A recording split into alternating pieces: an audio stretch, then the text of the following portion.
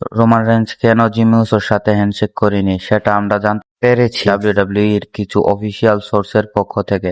তো যেমনটা জানেন যে 1 মাস আগে একটি ম্যাচ হয়েছিল টিম ভিশন এবং রোমান রেঞ্জের, যেখানে টিম ভিশন খুব ভয়ঙ্কর আক্রমণ করেছিল রোমানকে, স্ট্রেচারে করে রোমানকে হসপিটালে পাঠিয়েছিল। সেই সময়ে একমাত্র জেউস ওই রোমান রেঞ্জকে এসে সেভ করেছিল, কিন্তু জেউসও সেভ করতে পারেনি।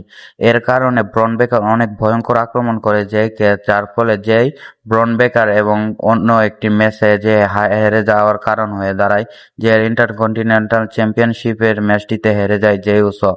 এর কারণে মূলত রোমান রেঞ্জ জেউসকে এত পছন্দ করেন, জেউসও নিজের কথা না ভেবে রোমান রেঞ্জকে এসে সেভ করেছিল। সেই জন্যই রোমান রেঞ্জ রতে এসে জেউসকে সেভ করেন এবং শুধুমাত্র জেউসের সাথেই হাত মিলায়, আর কিছুই না। কারণ জেউসও রোমান রেঞ্জকে সাহায্য করেছিল।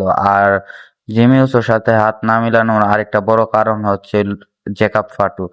জিমি উসো কিন্তু জ্যাকব ফাটুর সাথে টেক টিম ম্যাচ অনেকবার খেলেছে। জ্যাকব ফাটু জিমি উসোর সাথে একদম ফ্রেন্ড হয়ে গেছে, কিন্তু রোমান রেঞ্জ এই বিষয়টা খুবই বাজেভাবে নিয়েছে। কারণ রোমান রেঞ্জের উপরে জ্যাকব ফাটু সোলোসুকে অনেকবারই হামলা করেছেন, যে কারণে রোমান রেঞ্জ জ্যাকব ফাটুকে একবারই দেখতে পারে না।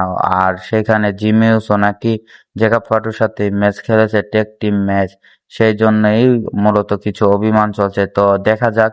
জিমি উসো কিন্তু বরাবরই লস হয়ে আসে। যখন 2022 সালে রোমান রেঞ্জ ট্রাইবল চিফ ঘোষণা করেছিল সোলো সিকোয়াকে, তখন কিন্তু আমরা সবাই ভাবছিলাম যে Jimmy উসোকে Roman range tribal chief ঘোষণা করবেন, কিন্তু করেছিলেন জিমি উসোকে। তো জিমি উসোরই সবসময় লস হয়। দেখা যাক কি হয়। ধন্যবাদ সবাইকে।